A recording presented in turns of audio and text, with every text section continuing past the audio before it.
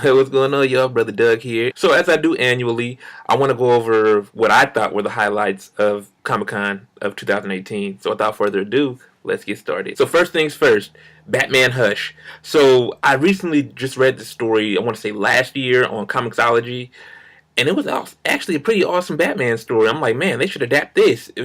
Prior to it being an animated movie, it's actually being made into an animated movie. It's coming out next year.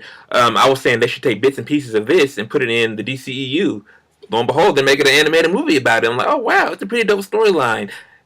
I can't really give out the plot too much because it details some kind of spoilers, but trust me. But I'll say this though, DC kills it when it comes to animated movies. You guys know I'm a diehard advocate for the DCEU. I'm rooting for it every movie, but fans, keep straying away from it.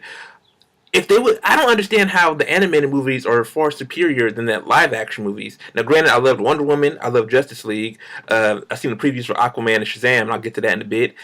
Like, how come the movies just can't be on par with that? Like, come on. I know they Jeff Johns stepped down. He was like the Kevin Feige of the DCEU. He's still part of the DCEU. He's just going to be producing by his company Mad Ghost.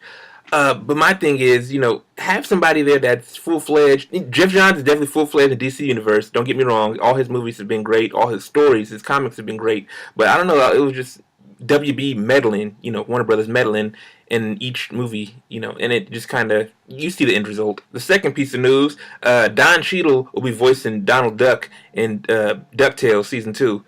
Granted, I'm one of the 90s kids, I love Disney Afternoon. How many of y'all remember Disney Afternoon? UPN, you'd run home after school, you watch Chip and Dale Rescue Rangers, Bonkers, Aladdin, Timon and Pumbaa, Tailspin, what else? Gargoyles. The list goes on and on. I mean, just me naming that definitely tells you how old I am. But definitely I didn't really like the animation at first for DuckTales, but the series actually kind of grew on me. You can still love the one from the 80s, early 90s, and you can love this one as well.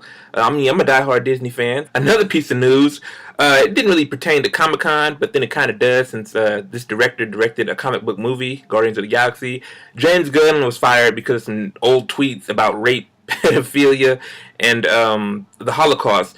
Now, everybody knows in Hollywood, the one thing you can't really joke about is Jews and the Holocaust. They both go hand in hand. I said one, but, Jews, Holocaust. You can't make fun of that shit. Otherwise, your career is going to be in the crapper. And James Gunn, I know there's a petition going out, but, I mean, come on, Disney doesn't want to associate themselves with that. It's like, who jokes about that shit? Rape and pedophilia, let alone slavery and Holocaust? Come on, man. Lastly, let's get to the DCEU. So WB definitely killed it this year. Prior to the DC movies, they had Godzilla, the King of Monsters. I can't wait for that. I'm not really versed in Godzilla's mythology like that, but I do know of Mothra and the three-headed dragon, King Ghidorah, or something like that, and Rodan. I can't wait to see this movie because it also leads into King Kong versus Godzilla, which I remember as a kid. The dubbed version, I was like, oh wow, they should make a movie about that later on. 2020 is when that movie comes out. King Kong versus Godzilla. So that should be pretty dope. So let's talk about Shazam first. Shazam, the movie is Superman meets Big, Big, that Tom Hanks movie, or 13 going on 30, depending on whether you're male or female, whatever tickles your fancy. From the preview, it was pretty funny, and you can definitely tell that the DCEU is definitely trying to stray away from Zack Snyder's vision. That dark and gritty storytelling. They're trying to definitely brighten up the DCEU. Because if you read the actual DC comics, which I love right now, the DC, I'll say this though, as a comic book fan, I'll say, besides from Black Panther and the X-Men and Incredible Hercules and Miles Morales, DC shits on Marvel when it comes to comic storytelling. I'm sorry. I love Marvel. I'm a comic book fan to heart. But if we're actually comparing, go search on Twitter and say DC Comics better comics, and the fans will tell you. I mean, the proof is in the pudding. But I digress. I'm saying that DC Comics, they're definitely light in story. Like, only one that I think is dark and gritty is Batman, and rightfully so, because his stories usually take place at night. Whereas Superman and Wonder Woman have stories during the day. And you've seen the end result with the Wonder Woman movie, so even though it was dark, some inferences were dark and gritty, it was still a lighthearted movie, if you think about it. Now for the movie that we've all been waiting for. Well, at least the hardcore DC EU fans and the real Aquaman fans. Aquaman. Granted, throughout the years, I have said some shit. Some people are going to probably flashback. Well, Doug, you said Aquaman is one of the worst superheroes. Okay, niggas. I was going off of, what Family Guy and SNL and all these other people, Robot Chicken, were making fun of, him talking to fish. I mean, I didn't know his stories were so cool. I mean, years back, I read Jeff Johns' run on Aquaman. It was actually pretty good, pretty entertaining. And you could definitely tell it took bits and pieces of that as well as the older original comics, storylines, and combined them together. And the trailer, if you see in the trailer, I was blown away. Black Manta looks dope.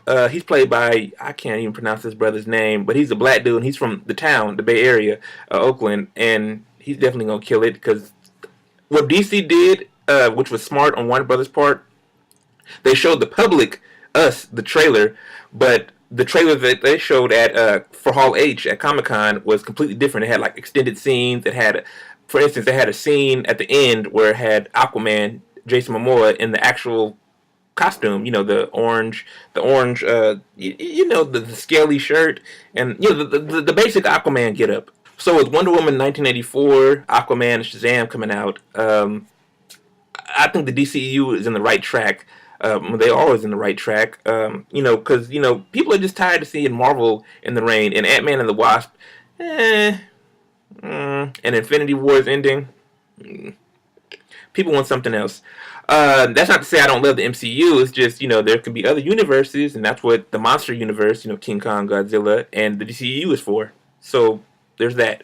What did you guys think? What are some of your highlights from Comic-Con this year? Whether it's comic related, TV related, movie related, artist related. Let me know in the comments below. Make sure you like the video, share the video, subscribe, follow me on Facebook, Twitter, Instagram, and like always, deuces, and let's get talking.